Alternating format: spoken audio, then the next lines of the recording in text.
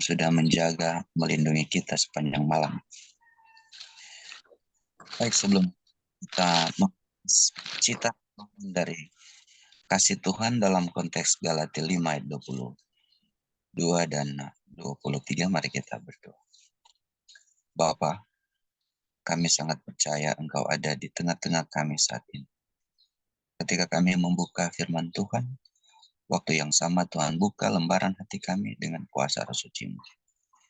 Bapa, kiranya taburan firman-Mu di pagi ini boleh memberikan kekuatan bagi kami. Haleluya. Amin. Baik. Selamat pagi untuk semua. Pagi ini kita akan melihat satu cita rasa dari kasih itu. Dua hal kecil yang kita bahas. Cita rasa itu yang pertama adalah kebaikan. Lalu kemudian kita akan lihat lagi tentang kesetiaan. Lagi tren sekarang, lagu yang lagi populer sekarang, The Goodness of God. Coba kita lihat bagaimana kebaikan Tuhan itu di dalam kehidupan kita. Seseorang telah coba menghitung sedikit tentang siapa dan berapa besar, siapa manusia dan berapa besar kebaikan Tuhan yang dia rasakan sebenarnya. Baik, seorang profesor dari Institut Teknologi Medan coba mengkalkulasi beberapa hal yang menarik buat saya. Menurut beliau, sekali bernafas, manusia memerlukan 5 liter oksigen, setengah 0, liter udara. Lalu, setiap orang rata-rata bernafas sebanyak 20 kali dalam 1 menit. Itu ada sebenarnya kisarannya antara 16 sampai 24. Ya, saya ambil rata-rata. 20 kali bernafas dalam 1 menit. Itu berarti dalam satu hari kalau kita kalikan, maka kita akan membutuhkan, setiap orang akan memerlukan 14.400 liter udara. Nah, udara yang kita hirup menurut pakar kesehatan ada 2 unsur utama yang masuk. Yang pertama adalah oksigen, kemudian yang kedua adalah nitrogen. 20% adalah oksigen, 79% adalah nitrogen, dan 1% adalah argon. Dan kalau kita coba kalkulasi itu dengan harga yang berterima di pasaran sekarang, 1 liter oksigen harganya Rp25.000, lalu nitrogen harganya 9.950. Maka kalau kita kalikan dengan 14.400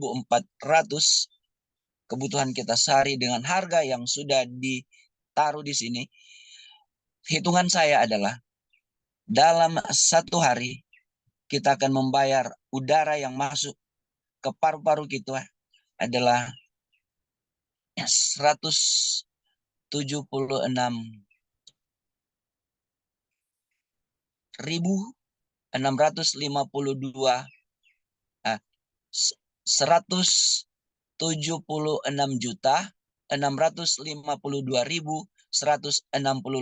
rupiah.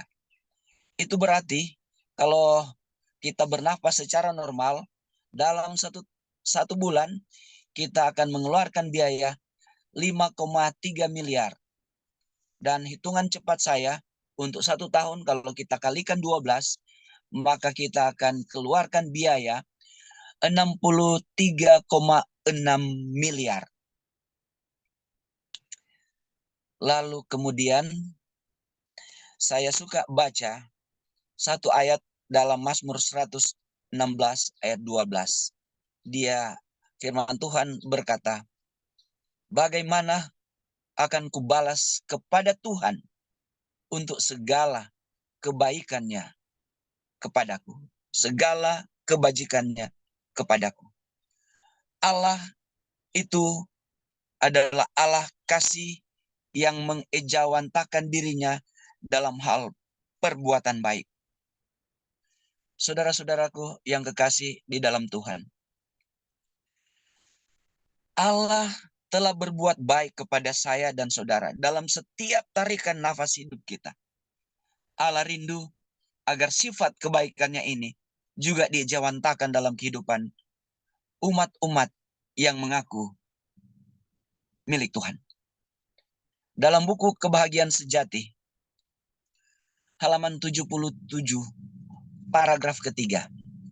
Orang-orang yang paling miskin dan hina daripada murid-murid Yesus dapat menjadi berkat kepada orang lain. Mungkin mereka tidak menyadari bahwa mereka membuat kebaikan apapun, tetapi pengaruh mereka yang tidak disadari memulai ombak kebahagiaan yang makin lama makin dalam, dan berkat yang dihasilkannya tidak pernah mereka ketahui sampai tiba pada hari pemberian upah terakhir itu. Wow, sungguh ajaib kutipan ini. Orang yang paling miskin pun dapat berbuat kebaikan karena dia adalah umat Allah. Masih dalam buku yang sama, anak-anak, bab 13. Anak-anak Allah dipanggil untuk menjadi wakil-wakil Kristus, menunjukkan kebaikan dan kemurahan Tuhan. Sebagaimana Yesus telah menunjukkan kepada kita tabiat Bapa yang sejati, demikian pula lah kita menyatakan Kristus kepada satu dunia yang belum mengenal kasih-Nya yang lembut dan ramah itu. Anda dan saya wajib hukumnya untuk menjadi saluran berkat Tuhan kepada sesama melalui perbuatan baik. Raja Daud bertanya, bagaimana akan kubalas kepada Tuhan untuk segala kebaikannya kepada kita? Oh, Bapak, Ibu, saudara-saudara, kita mungkin tidak bisa membeli sesuatu yang besar untuk kita berikan kepada orang lain. Kita mungkin tidak bisa memberi yang spektakuler. Tapi kata Yesus, secangkir air putih yang kita berikan kepada orang yang sangat membutuhkan, itu akan tercatat dengan tinta emas di dalam kerajaan surga. Kalau benar-benar kita mau mempraktekkan kasih yang adalah tabiat Allah itu sendiri, maka itu akan terejawantakan dalam kehidupan kita setiap saat dengan memberikan pertolongan kepada orang lain yang sangat membutuhkan. Pertanyaan yang signifikan sehubungan dengan tema kebaikan di pagi ini, cita rasa kasih tentang kebaikan adalah, perbuatan baik kecil apa yang dapat saya berikan kepada Yesus yang telah memberikan segala-galanya bagiku? Mari kita jawab itu dalam hati kita masing-masing. Lalu pagi ini mari kita lihat cita rasa kasih yang lain sesuai konteks Galati 5 ayat 22 dan 23. Dia katakan seperti ini, tetapi buah roh ialah kasih, sukacita, damai sejahtera, kesabaran, kemurahan, kebaikan yang baru saja kita bahas. Sekarang izinkan saya masuk pada cita rasa yang berikutnya, yaitu kesetiaan. Dalam Kamus Besar Bahasa Indonesia, kesetiaan artinya keteguhan hati.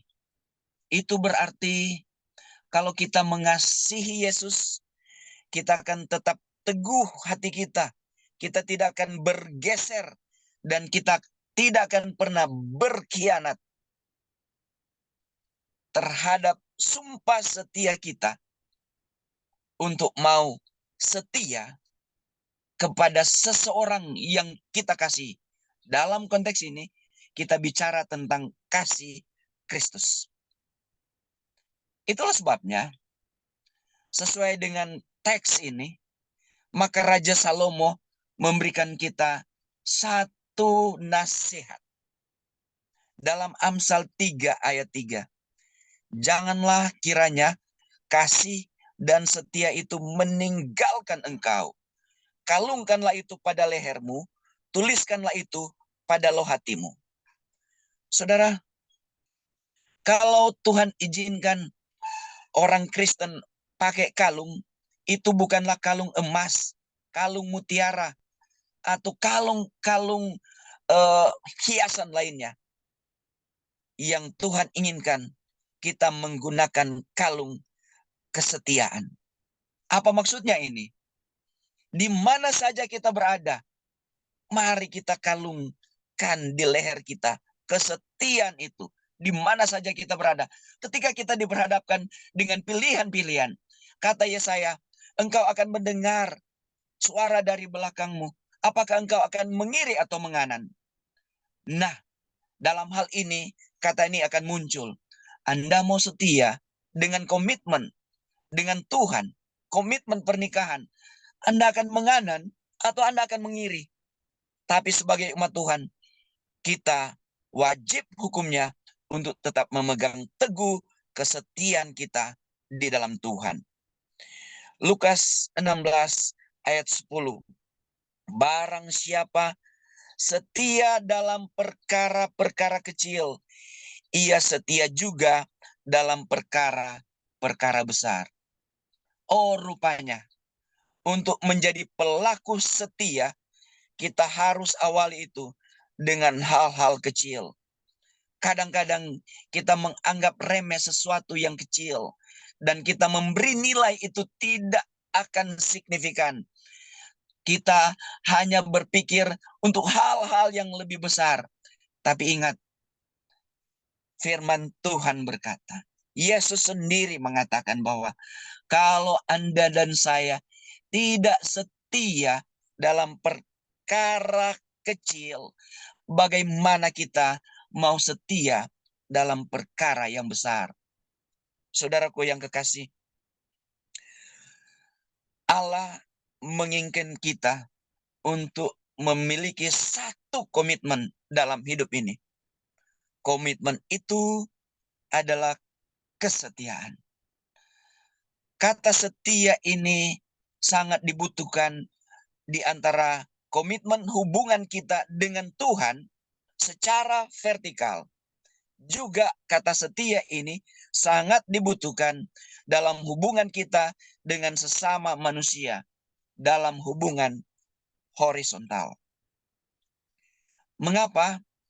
Oleh karena ketika kita mencederai satu hubungan yang telah dibangun, apakah itu dengan Tuhan atau dengan sesama kita, maka disitulah orang akan menilai, bahkan Allah sendiri akan menilai, Anda dan saya berubah setia. Saudaraku yang kekasih, Wahyu 2 ayatnya yang ke-10 bagian akhir berkata, hendaklah engkau setia sampai mati, dan aku akan mengaruniakan kepadamu mahkota kehidupan. Ada banyak umat Tuhan di atas dunia ini yang kesetiaannya tidak berlanjut oleh karena tantangan, oleh karena cobaan, oleh karena pengaruh dunia ini, sehingga tadinya setia berubah tidak setia. Nah, untuk jenis seperti ini, kita bisa katakan orang itu setia sampai murtad. Oh, saudaraku yang kekasih, Yesus berkata, hendaklah engkau setia sampai mati, dan aku akan mengaruniakan kepadamu mahkota kehidupan. Kalau benar-benar Anda dan saya mau mengejawantakan kasih itu yang akan mengubah hidup Anda dan saya, mari kita setia terhadap komitmen kita. Sejak kita menerima kebenaran Tuhan, apapun yang terjadi, jangan pernah undur. Jangan pernah menyimpang. Dan jangan pernah meninggalkan perjanjian kesetiaan kita kepada Tuhan. Demikian juga dalam hal komitmen kita terhadap sesama. Dalam hubungan keluarga, dalam sumpah pernikahan, mari kita lihat dan kita renungkan lagi arti kesetiaan. Setia ini dibutuhkan oleh kedua belah pihak yang telah membuat satu komitmen. Ketika kita berkomitmen dengan Tuhan, Allah kita itu setia dan Allah itu tidak pernah berubah. Dahulu, sekarang, dan selamanya. Dia akan tetap setia dalam perjanjiannya.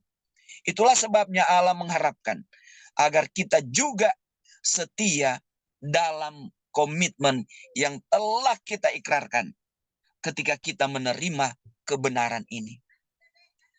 Unsur kesetiaan ini juga dibutuhkan di antara komitmen suami istri.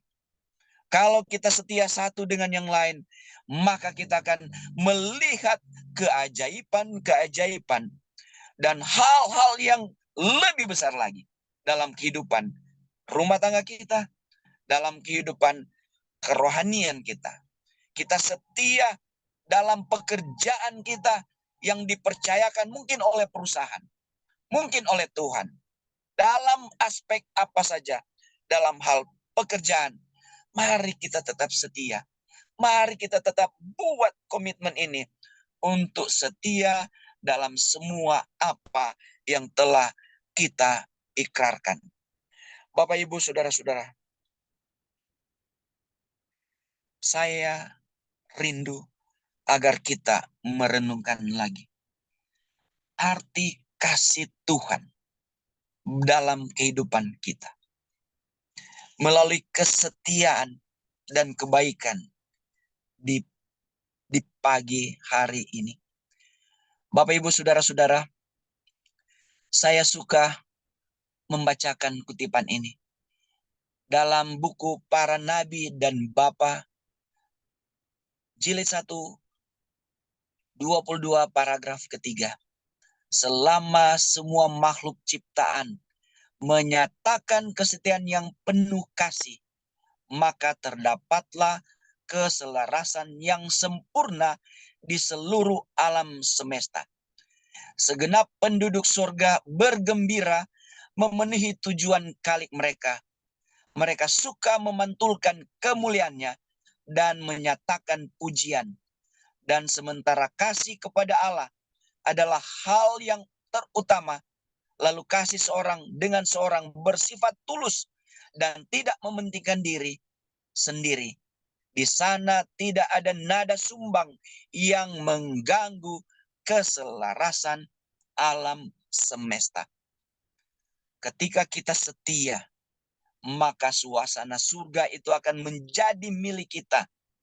Sayang, kesetiaan itu pernah terorak cerai-berai oleh karena tindakan seorang makhluk yang bernama Lucifer, sehingga suasana surga itu kehilangan makna oleh karena berubah tidak setia. Pelajaran ini akan terus kita renungkan.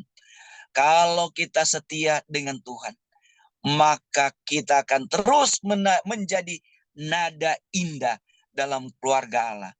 Sekali kita tidak setia, maka kita akan menjadi nada sumbang yang tidak enak didengar untuk keharmonisan alam semesta ini. Itulah sebabnya, Mari kita renungkan kesetiaan ini. Sudahkah Anda setia kepada tugas tanggung jawab yang Tuhan percayakan kepadamu? Sudahkah saya dan saudara setia kepada suami, setia kepada istri, setia kepada anak-anak, setia kepada orang tua, setia kepada gereja Tuhan yang terakhir? Sudahkah Anda dan saya setia kepada Tuhan yang telah memberikan kebaikan segala-galanya bagi saya?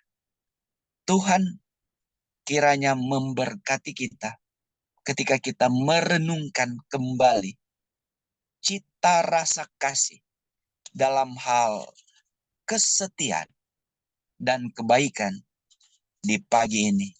Adalah doa saya di dalam nama Yesus. Amin. Mari kita berdoa. Bapa, terima kasih. Pagi ini kami diingatkan lagi untuk menjadi anak Tuhan yang setia, yang dipenuhi dengan kebaikan, sehingga benar-benar tabiat Allah, tabiat Yesus yang adalah kasih, boleh mengubahkan kehidupan kami dari hari ke hari. Tabiat kami semakin menyerupai tabiat Yesus dalam hal mengasihi, sehingga pola hidup kami akan terlihat terjadi satu perubahan oleh karena kasih Kristus telah mengubah kehidupan lama kami menjadi satu kehidupan yang baru dalam hal kesetiaan dan dalam hal perbuatan baik. Terpuji namamu Bapa, dari kekal sampai kekal adalah doa kami di dalam nama Yesus yang adalah Tuhan dan Juru Selamat kami. Haleluya. Amin.